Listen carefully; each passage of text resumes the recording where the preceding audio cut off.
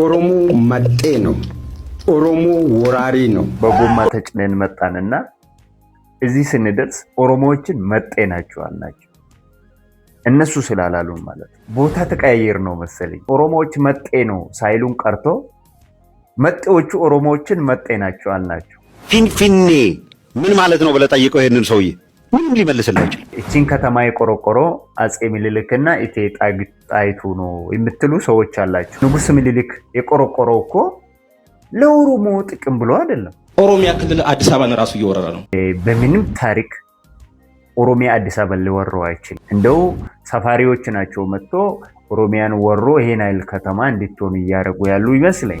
ኦሮሞን እያጣጣልክ ግን ኢንቨስት አድርጌበታለሁ እንደፈለግኩ አደርጋለሁ የምትል ከሆነ ኢንቨስት ያደረግከውን ነገር ይዘ ጥርግ ማለት ትችላለህ እንጂ።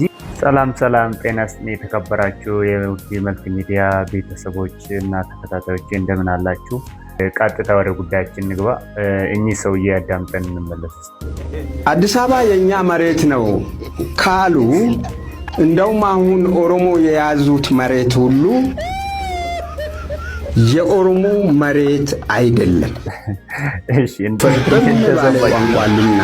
አንዳንድ ጊዜ እነዚህ ሰዎች የተማሩ ናቸው ወይስ ምንድን ነው ብዬ አንዳንድ ግራ ይገባኛል። የአዲስ አበባ ጉዳይ ሲነሳ ሁሌ አወዛጋቢነቱ በጣም ከፍ ያለ ነው። አንዳንድ ሰዎች ከእውቀት ነፃ የሆኑ ሰዎች ናቸው እንደ ብዬ አስባለሁ።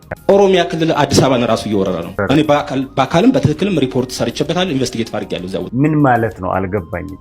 እኔ እኮ ይመስለኛል አዲስ አበባ ነው እንደው አዲስ አበባ ሌላ ሀገር ሆኖ እንኳን ቢሆን አዲስ አበባ ነው ኦሮሚያን የሚወረው እንጂ ኦሮሚያ እንዴት አዲስ አበባ ሊወር ይችላል? ገብቷል? ያልከው ነገር ገብቶ ነው ወይስ ሳይገባ ነው? ይሄ ነው ያልከው ቤት ነው አዲስ አበባ ሊወር የሚችለው በምን አይነት መንገድ? አዲስ አበባ ማን ክልል ውስጥ አለችና ነው? አዲስ አበባ የት ሆና ነው? አዲስ አበባ እኮ የኦሮሚያ ክልል ዋና እምብርት መሀል ላይ ያለችው ከተማ ነች። ከሰማይ አይደለም አዲስ አበባ የወረደችው፣ የኦሮሞ መሬት ላይ የተቆረቆረችው ከተማ ነች።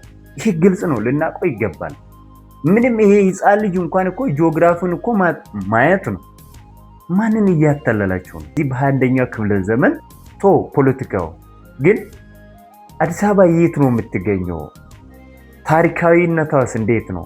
የጂኦግራፊው አቀማመጥስ እንዴት ነው ብለን ማየቱ ጥሩ ይመስለኛል። እና በምንም ታሪክ ኦሮሚያ አዲስ አበባ ሊወረው አይችልም። በምንም ታሪክ እንደው ሰፋሪዎች ናቸው መጥቶ ኦሮሚያን ወሮ ይሄን አይል ከተማ እንድትሆን እያደረጉ ያሉ ይመስለኝ። እናንተ ኢንቨስት ስታደርጉ የእናንተ ጠበቃ ሆኖ እንዲቀር ነው ያሰብኩ አይደል? እንደዛ መቼም ሊሆንልህ አይችልም። ኢንቨስት ያደረግከውን ደግሞ በትክክል ከኦሮሞ ብሔረሰቦች ጋር ወይም ከኦሮሞ ባለመሬቶቹ ጋር በሰላም ተግባብተህ የምትኖር ከሆነ ትኖራለህ፣ ኢንቨስት ይቆያል። ኦሮሞን እያጣጣልክ ግን ኢንቨስት አድርጌበታለሁ እንደፈለግኩ አደርጋለሁ የምትል ከሆነ ኢንቨስት ያደረግከውን ነገር ይዘህ ጥርግ ማለት ትችላለህ።